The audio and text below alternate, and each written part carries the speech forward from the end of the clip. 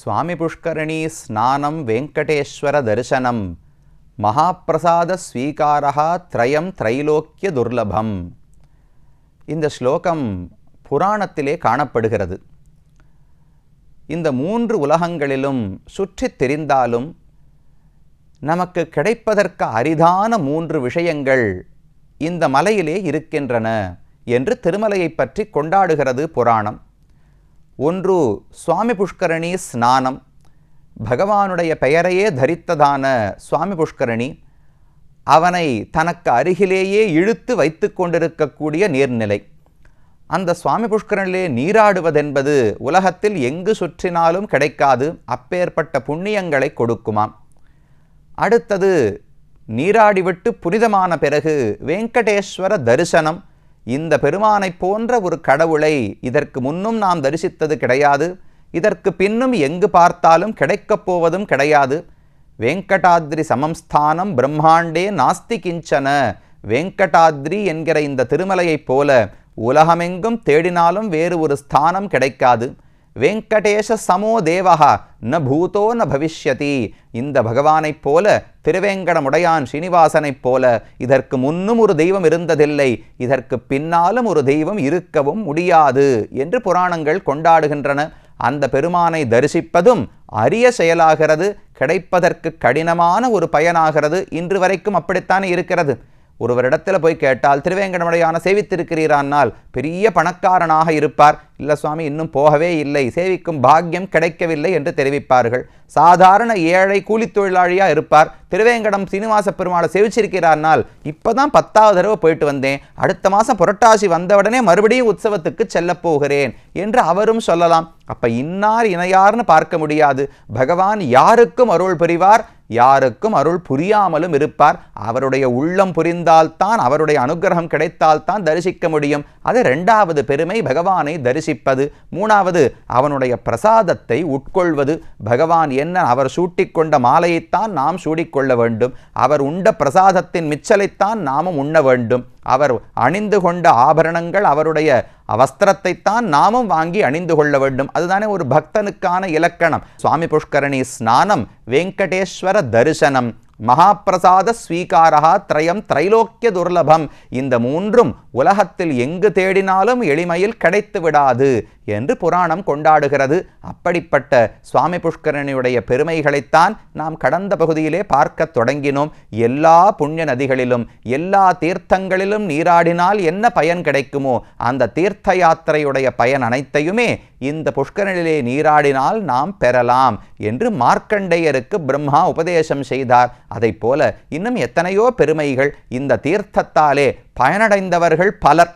கீழே பார்க்கும்போது இந்த மலையாலேயே எத்தனை பேருக்கு பயன்னு பார்த்திருக்கிறோம். இந்த மலையே நம்முடைய பாபங்களை எல்லாம் போக்கும் என்று கம்பர் பாடுகிறார். மலைக்கு மட்டுமல்ல, இங்கு இருக்கக்கூடிய சுவாமி புஷ்கரணிக்கும் அத்தனை பெருமைகள் உண்டு. முதலில் இந்த தீர்த்தம் எப்படி ஏற்பட்டது, இந்த தீர்த்தம் என்ன வடிவமாக இருக்கிறதுன்னு பார்த்தால், நம்முடைய பாரதத்திலே சரஸ்வதி என்று ஒரு உயர்ந்த புனித நதி இருந்ததுன்னு கேள்விப்படுகிறோம் அல்லவா.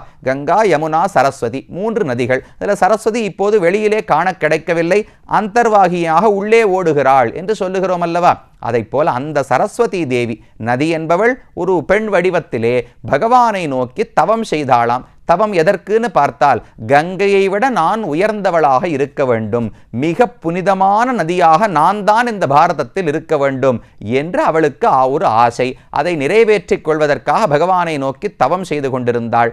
அப்போது அந்த பக்கமாக புலஸ்தியர் என்கிற ஒரு ரிஷி அவர் சென்று கொண்டிருக்கும் போது சரஸ்வதி தேவியை பார்த்தார். ஆனால் சரஸ்வதி அந்த ரிஷியை பார்க்கவே இல்லை, ஆழ்ந்த தவத்திலே அமர்ந்திருந்தாள். அவருக்கு கோபம். என்ன போல ஒரு பெரியவர் வந்திருக்கும் போது மரியாதை செலுத்த வேண்டாமா, எழுந்து வணங்க வேண்டாமா, என்னை புறக்கணித்து நீ அவமானப்படுத்தினாய், நீ எதற்காக தவம் இருக்கிறாயோ அந்த பயனே உனக்கு கிடைக்காமல் போகட்டும் என்று புலஸ்தியர் சாபம் கொடுத்தார். இவள் எழுந்திருந்து பதறி போனாள். ஐயோ, தெரியாமல் செய்து விட்டோம், தெரியாமல் செய்ததற்கு இவர் ஏன் இவ்வளவு பெரிய சாபத்தை கொடுக்கிறார் என்று அவருக்கு இவள் பதிலுக்கு சாபம் கொடுத்தாளாம். நீர் பெறக்கூடிய குழந்தைகள் எல்லாம் தீயவர்களாக இருப்பார்கள் என்று இவ சாபம் கொடுக்கிறார். அவருடைய வம்சத்தில் தானே ராவணன், கும்பகர்ணன், எல்லா தீயவர்கள் அரக்கர்களும் வந்தது. அதனால அவளும் இவருக்கு சாபம் கொடுக்க, இவரும் அவளுக்கு சாபம் கொடுத்தார். சரி, அப்புறம் என்ன பண்றது? மறுபடியும் தன்னுடைய தவத்தை தொடர்ந்தாளாம் சரஸ்வதி தேவி. புலஸ்தியர் மன்னிப்பு கேட்டுக்கொண்டார். சரின்னு மன்னித்து விட்டு உன் சந்ததியில ஒரு பெரிய பக்தனும் பிறப்பான் என்று ஆனும் சொன்னாலாம். அதன்படிதான் விபீஷணன் வந்து சிறந்த பக்தனாக தோன்றினான் என்று புராணம் தெரிவிக்கிறது. சரஸ்வதி தேவி தன்னுடைய தவத்தை தொடர்ந்தாள். அப்போது பகவானே அவளுக்கு முன்னால் பிரத்யட்சமாக வந்து என்ன வேணும்னு கேட்டார். கங்கையை விட புனிதமானவளாக நான் இருக்க வேண்டும் என்று சரஸ்வதி நதி சொல்ல, அது முடியாதே, நானே நினைத்தாலும் அதை செய்ய முடியாது, ஏன்னா சிறந்த ரிஷியான புலஸ்தியர் அது உனக்கு நிறைவேறாது என்று சொல்லிவிட்டார். இப்போ பகவானுடைய வார்த்தையை பாருங்க, அந்த பக்தனுடைய வார்த்தையை மீறி என்னால் ஒன்று நடத்த முடியாது. அவர் சொன்னது உனக்கு இந்த காரியம் சித்தி அடையாது, இந்த தவத்தின் பயனாக நீ எதிர்பார்ப்பது கிடைக்காதுன்னு எப்போ ஒரு பக்தன் சொல்லிவிட்டானோ அந்த வார்த்தையை பொய்யாக்கிவிட்டு பகவான் தன் வார்த்தையை கொடுப்பதே கிடையாது. ஏன்னா சரஸ்வதி தேவிக்கு தான் வரம் கொடுக்கலாமே, புலஸ்தியர் என்ன வேணாலும் சொல்லட்டும், நான் வரம் கொடுக்கிறேன், நீ புனித நதியாக ஆகிவிடுவாய் என்று சொல்லி இருக்கலாம். அப்படி பகவான் சொல்லவே இல்லை. அவர் வார்த்தை என்னால் பொய்யாக்க முடியாது, அதனால் உனக்கு வேறு ஒரு பெருமை தருகிறேன். நான் வந்து திருவேங்கடமலையிலே கோவில் கொள்ளும் பொழுது எனக்கு அருகிலேயே சுவாமி புஷ்கரணி வடிவத்தில் நீ இருந்து பக்தர்களுக்கெல்லாம் நன்மைகளை வழங்குவாய், அப்போது நீ புனிதத்தன்மையோடு புஷ்கரணியாக இருப்பாய் என்று பகவான் தெரிவித்தாராம். அதன்படிக்கு சரஸ்வதி நதியினுடைய தீர்த்தம்தான் சுவாமி புஷ்கரணியாக இருக்கிறது. அப்ப யாரெல்லாம் பாபங்களை போக்க வேண்டுமோ இந்த தீர்த்தத்தில் நீராடினால் பாபங்களை நீக்கிக் கொள்ளலாம் என்று புராணம் கூறுகிறது. இதற்கு பல கதைகள், ஒரு ராஜாவினுடைய கதை சொல்லப்படுகிறது. சங்கணன் என்று ஒரு அரசன், சந்திரவம்சத்தை சேர்ந்தவன். கண்ணனுடைய வம்சம் சந்திரவம்சம். அந்த சந்திரவம்சத்தை சேர்ந்த சங்கணன் என்கிற ஒரு அரசன் இருந்தானாம். அவனுக்கு ஒரு முறை சண்டை, பக்கத்தில் இருந்த சாமந்த ராஜா அவரோடு கூட சண்டை ஏற்பட்டது. சண்டையிலே தோற்று போனான். தன்னுடைய செல்வம் அனைத்தையும் இழந்தான். ராஜ்யத்திலிருந்து துரத்தப்பட்டான். என்ன செய்வதுன்னு தெரியாமல் ஓடி வந்தவர் அப்படியே தீர்த்த யாத்திரை, பாரதத்தில் எங்கெங்கெல்லாம் இருக்கோ அங்கு புனித யாத்திரையாக சென்று அங்கு இருக்கக்கூடிய நீர்நிலைகளில் நீராடி பகவானை வணங்கி எப்படியாவது செல்வத்தை பெற முடியுமா என்று தீர்த்த யாத்திரை சென்று கொண்டிருந்தார். வடக்கிலிருந்து புறப்பட்டு தெற்கே சேதுக்கரை வரை வந்தாராம். முடித்துவிட்டு திரும்ப வடக்கே செல்லும் பொழுது ஸ்வர்ணமுகி என்று ஒரு ஆறு இப்பவும் இருக்கு. திருப்பதி திருமலைக்கு கீழே திருச்சானூர் வழியாக ஸ்வர்ணமுகி என்கிற ஆறு ஓடுகிறது. அந்த ஆற்றங்கரையிலே இந்த அரசன் சில நாட்கள் இருந்தான். அப்போது ஒரு நாள் இவனுக்கு ஒரு அசரீரியினுடைய ஒலி கேட்டது. அரசனே, இங்கிருந்தால் எந்த பயனும் கிடையாது, இதோ பக்கத்தில் உயர்ந்த மலை திருமலை இருக்கிறதே, அந்த வெங்கடாச்சல மலைக்கு மேலே நீ ஏறி வா, அங்கு வந்து பகவானை தரிசிக்க வேண்டும், அதற்கு சுவாமி புஷ்கரிலே நீ நீராட வேண்டும், நீராடினால் நீ ஆசைப்பட்டது கிடைக்கும் என்று அசரீரி வாக்கியம் சொல்லித்து சரின்னு இவன் ஆனந்தமா மலைக்கு மேலே ஏறி போனான். போய் அந்த புஷ்கரணியை பார்த்த அழகான இயற்கை சூழலோடு இருந்தது. அதுல நீராடி பகவான் நினைத்து தியானம் செய்து கொண்டிருந்தவனுக்கு ஒரு அழகான விமானத்தோடு நாராயணன் வந்து தோன்றினாராம். சங்க சக்கரங்கள் கதை அனைத்தையும் பிடித்து கொண்டு பகவானே அவனுக்கு முன்னால் வந்து தோன்றினார். தோன்றி, நீ கவலைப்பட வேண்டாம், நான் இனி உனக்கு ஆசி வழங்குவதற்கு ஒன்றுமே இல்லை. எப்போது சுவாமி புஷ்கரணியில் நீராடினாயோ அப்போதே உனக்கும் சுவாமித்துவம் வந்துவிடும் என்று பகவான் தெரிவிக்கிறார். கீழே நாம் என்ன பார்த்தோம்? சுவாமி புஷ்கரணின்னு சொன்னா சுவாமியினுடைய புஷ்கரணி. சுவாமினா உலகத்துக்கு சொந்தக்காரர் பகவான், பகவானுடைய புஷ்கரணியானபடியால சுவாமி புஷ்கரணின்னு அர்த்தம் பார்த்தோமா? இப்ப பகவானே வேறு ஒரு அர்த்தம் சொல்லுகிறார். இந்த புஷ்கரணியில் ஒருவன் நீராடினால் அவன் சுவாமியாக ஆகிறான், அவன் சொந்தக்காரராக ஆயிடுவாராம், அவருக்கு இழந்த செல்வம் எல்லாம் திரும்ப கிடைக்கும். அப்ப சுவாமி புஷ்கரணியில் நீராடியபடியாலேயே உன் செல்வத்தை நீ திரும்ப பெற்று விடுவாய் என்று பகவானும் அருள் புரிந்தார். சரின்னு அவன் அதோடு புறப்பட்டு வடக்கு நோக்கி செல்லுகிறான். இவன் இங்கிருந்து புறப்பட்டு கோதாவரி நதி கரையை அடைவதற்குள்ளே இவனுடைய ஊர் மக்கள் இருக்கிறார்களே, இவன் ராஜ்யம் செய்த ஊரினுடைய மக்கள் அனைவரும் இவனை தேடிக்கொண்டு வந்தார்கள். ஐயோ, நம்ம ராஜாவை காணுமே, யாரோ தவறானவர்கள் வந்து ஆட்சி செய்கிறார்களே என்று மக்களே சேர்ந்து புரட்சி செய்து ஆட்சியாளர்கள், அரசு யார் ராஜா இருந்தாரோ அந்த ராஜாவை நீக்கிவிட்டு நம்ம பழைய ராஜாவை தேட வேண்டும் என்று சங்கணனை தேடிக்கொண்டு மக்கள் எல்லாம் தெற்கு நோக்கி வருகிறார்கள். ராஜா பகவானை தரிசித்து விட்டு வடக்கு நோக்கி செல்லுகிறார். கோதாவரி நதி கரையில் இருவருமாக சந்தித்து இந்த ராஜாவை அத்தனை பகுமானத்தோடும் அழைத்து கொண்டு போய் மறுபடியும் பட்டத்தில் மக்களே சூட்டி வைத்தார்கள் என்று புராணம் தெரிவிக்கிறது. அப்ப சங்கணன் கதையை பார்த்தோம்னால் நாம என்ன செல்வத்தை இழந்திருந்தாலும் இந்த புஷ்கரணியில் நீராடினால் நம்மையும் மறுபடியும் சுவாமியாக ஆக்கி கொடுக்கிறது என்று ஒரு பொருள் ஒரு கதை சொல்லுகிறது. அடுத்ததாக அதே சந்திரவம்சத்தில் நந்தன் என்று ஒரு ராஜா இருந்தான். அவனுடைய மகனுக்கு தர்மகுப்தன்னு பெயர். அவன் ஒரு முறை காட்டுக்கு சென்றிருந்த போது ஒரு சிங்கம் துரத்த தொடங்கியது. சிங்கத்துக்கு பயந்து ஒரு மரத்துக்கு மேலே ஏறினான். மரத்தில் ஒரு பெரிய கரடி உட்கார்ந்துட்டு இருந்தது.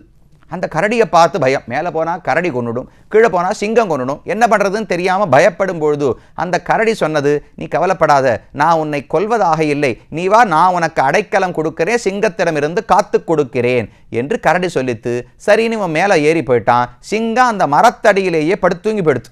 என்னைக்கா இருந்தாலும் ஒரு நாள் இந்த மனுஷன் இறங்கி வரத்தானே வேண்டும், அன்று உண்டு விடலாம் என்று சிங்கம் கீழே படுத்துருக்கு. இரவு பொழுது வந்தது. மனுஷன் தூங்க போனான். கரடி விழித்து கொண்டிருந்தது. இந்த சிங்கம் மெதுவா கரடி கிட்ட பேசித்தான், இந்த மனுஷன் எல்லாம் நம்பாத, இந்த மனுஷன் உன்னை தள்ளி விட்டுடுவான், அதனால நீ அந்த மனுஷனை கீழே தள்ளி விட்டு விடு. எனக்கு கரடியை சாப்பிடணும்னு ஆசை கிடையாது, மனுஷ மாம்சம் தான் ரொம்ப பிடிக்கும், மனுஷனை கீழே தள்ளி விடுன்னு சிங்கம் கேட்டது. கரடி மறுத்து விட்டது. என்னை தேடி ஒருத்தன் வந்திருக்கான், என்னுடைய உதவியை நாடி வந்தவனை நான் ஒரு நாளும் விட்டு கொடுக்க மாட்டேன்னு கரடி சொல்லித்து சரின்னு அடுத்து கரடி தூங்கி மனுஷன் எழுந்து கொள்ள வேண்டிய நேரம் வந்தது. இந்த சிங்கம் மனுஷன் கிட்ட பேசித்து, கரடிக்காவது ஒரு உறுதி இருக்கும், மனுஷனுடைய மனசு தான் உறுதியே இல்லாமல் இருக்கும், ஏதாவது சொல்லி ஆசை காட்டி மனதை மாற்றி விடலாம் என்று நினைத்து கரடி தூங்கும் போது சிங்கம் மனுஷனிடத்துல பேசித்து, இந்த கரடியெல்லாம் நம்பக்கூடாது மனுஷனே, அதை கீழே தள்ளிவிட்டனா நான் அதை சாப்பிட்டு விட்டு நான் சென்று விடுவேன், நீ தப்பித்துக் கொள்ளலாம், கரடியை என்னிடத்துல தள்ளிவிடுன்னு சிங்கம் சொல்லித்தான். நம்ம மனசை பற்றி நமக்கே தெரியாதா? கண்டிப்பாக யாராவது இப்படி சொன்னால் நம்மை காத்து கொள்வதற்கு யாரை விட்டு கொடுத்தாலும் பரவாயில்லைன்னு அவருக்கு தோன்றியது. தர்மகுப்தன் என்கிற அரசனுக்கு கரடியை பிடிச்சு கீழே தள்ளி விட்டுட்டான். இப்போ அந்த சிங்கம் என்ன பண்ணித்து, கரடியே நான் உன்னை சாப்பிட்றதா இல்லை, இந்த மனுஷனுடைய புத்தி உனக்கு புரிய வேண்டும் என்பதற்காகத்தான் இப்படி சொன்னேன்னு சொல்லித்தான். இப்போ நாமும் அதிலிருந்து பாடம் கேட்டுக்கணும். சுவாமி புஷ்கரனுடைய பெருமை ஒரு புறம் இருக்கட்டும், மனுஷ புத்தி எப்படி இருக்கு, விலங்கு புத்தி எப்படி இருக்கு பாருங்க. விலங்கு கூட தன்னை தேடி வந்தவனுக்கு ரட்சிக்கிறது, ஆனால் மனுஷனுக்கு அந்த ஒரு உண்மைத்தன்மை கூட இல்லை. தன்னை காத்துக்கொள்ள அந்த கரடியே தள்ளிவிட்டான். அந்த கீழே விருந்த கரடி ஒரு ரிஷியினுடைய வடிவத்தை எடுத்துக்கொண்டு இந்த தர்மகுப்தனுக்கு சாபம் கொடுத்தது. நீ பைத்தியம் பிடித்து அலைவாய், எப்போ என்னை இப்படி ஏமாற்றினாயோ நீ நற்கதி அடைய மாட்டாய்னு சாபம் கொடுத்தது. இவனை பிடிச்சின்னு திரும்ப தகப்பனார் நந்தனிடத்தில் மக்கள் எல்லாம் அழைத்து கொண்டு போனார்கள். அவர் என்ன செய்வதுன்னு தெரியாமல் ஜெய்மினி என்கிற ரிஷி, அந்த ஜெய்மினி ரிஷியினிடத்தில் போய் இவனுக்கு இதை போல பித்து பிடித்து விட்டது, என்ன செய்யலாம்னு கேட்க அப்ப அவர் வழி சொல்றார், இந்த திருமலை இருக்கு, இதுக்கு மேல சுவாமி புஷ்கரணியின் அழகான புஷ்கரணி இருக்கிறது, அங்கு நீராடினால் இவன் செய்த தவறு, இவன் செய்த ஏமாற்றம், அதனால வந்த பாதிப்பு, இது அனைத்துமே அவனுக்கு நீங்கிவிடும் என்று ஜெய்மினி சொன்னாராம். அதன்படிக்கு நந்தன் என்கிற அரசன் தர்மகுப்தனை இங்கு அழைத்து வந்து நீராட வைத்து அவனுடைய பித்தையும் தீர்த்து கொண்டான் என்று புராணங்கள் தெரிவிக்கின்றன. ஏதோ 1-2 சொல்றதுக்குள்ளேயே நேரம் தாண்டி விடுகிறது. இதை போல பல கதைகள், குமாரதாரா தீர்த்தம், தும்புரு தீர்த்தம், ஆகாசகங்கை, பாப விநாசினி, ஆங்காங்கு அந்தந்த சில தீர்த்தங்களை பற்றி பார்க்கும்போது சில கதைகளை பார்க்கலாம். சுவாமி புஷ்கரணிக்குத்தான் இதை போல பல சரித்திரங்கள் சொல்லப்படுகின்றன.